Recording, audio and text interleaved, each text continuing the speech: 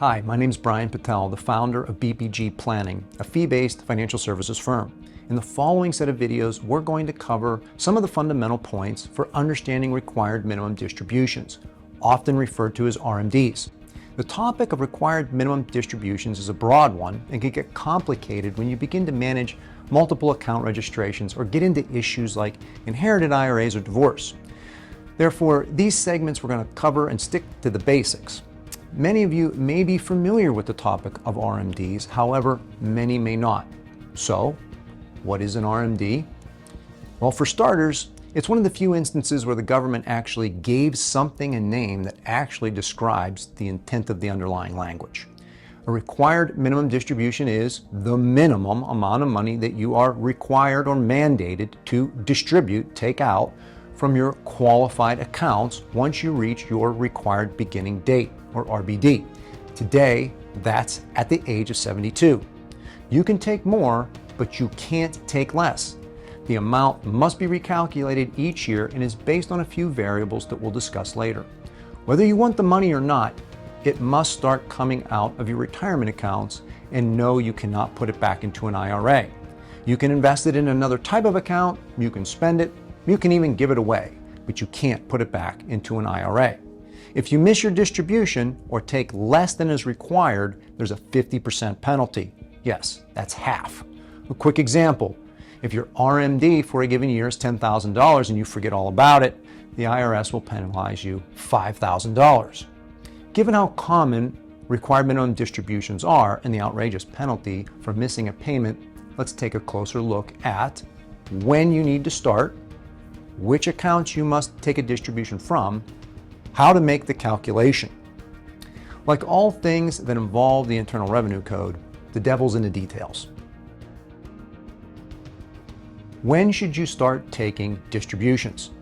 Prior to the passing of the Secure Act, something not accurately named by the government, the age was 70 and a half. The Secure Act, passed in December of 2019, changed that to age 72. There are a few minor exceptions to this rule, and I'll talk about two of the more common ones.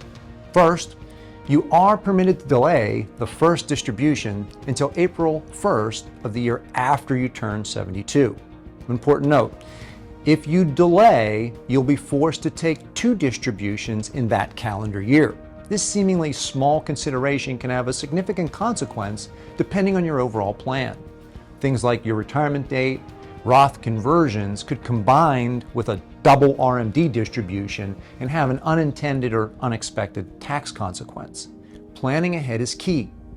Number two, if you're still working, either full-time or part-time, when you reach your required beginning date at age 72 and you're contributing to your employer's retirement plan, you do not have to take a distribution from that plan, assuming you're not a 5% owner in the company. However, you still have to take a required minimum distribution from your other IRAs or former qualified plans.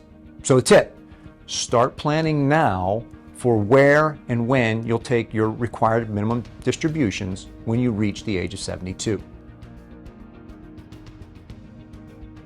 The second variable to RMD success is knowing which accounts have RMDs. Generally speaking, required minimum distributions are imposed on accounts that were funded with pre-tax dollars. Accounts like IRAs, SEP IRAs, 401ks, and 403bs are a few examples. Oftentimes, people encounter RMDs for the first time when they inherit an IRA.